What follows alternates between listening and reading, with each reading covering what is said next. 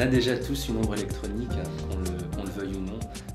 Mais cela dit, en choisissant le nom Electronic Shadow, même s'il y avait cette réflexion, il y avait vraiment une réflexion aussi beaucoup plus positive, qui était de dire que pour provoquer une ombre électronique, il faut justement un corps qui fasse ombre. Et donc cette source de lumière qui crée l'ombre, elle peut être réelle ou virtuelle, mais il y a toujours une interaction entre le corps, qu'on considère justement comme l'interface primaire, et l'environnement qui nous entoure, donc qui peut être physique ou qui peut être immatériel. En fait, on s'est rencontrés en 2000.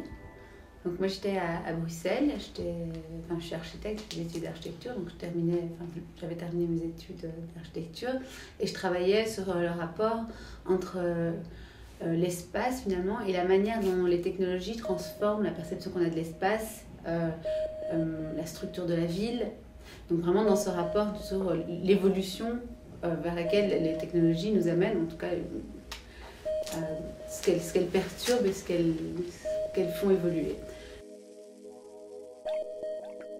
En 2000, donc, quand on s'est rencontrés, je sortais depuis quelques années donc, des Arts Déco de Paris. J'avais fait un passage assez long dans ce qu'on appelait à l'époque le multimédia. Et moi, de mon côté, dans mon parcours, je traitais l'image et l'image multimédia en particulier comme une façon de créer du décor et comme une façon de créer de l'espace et de l'architecture d'information. Et donc quand on s'est rencontrés en 2000, on était tous les deux sur des voies complémentaires de convergence en fait, entre la spatialisation et l'image, l'immatériel.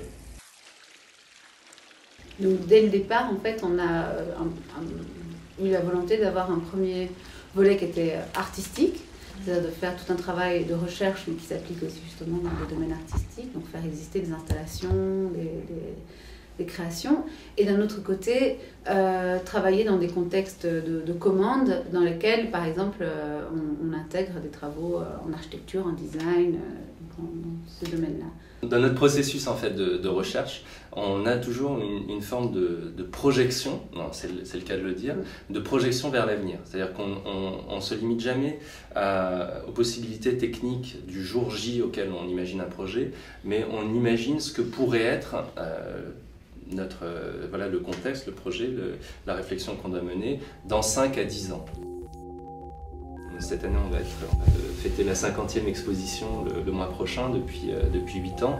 C'est parce que justement, il y a cette volonté, au contraire, de partager avec le public un imaginaire, de manière également à faire rentrer dans cet imaginaire toute une série de possibilités, de potentiels qu'on n'imagine pas forcément, et qui sont absolument nécessaires pour les faire exister ensuite dans des contextes réels.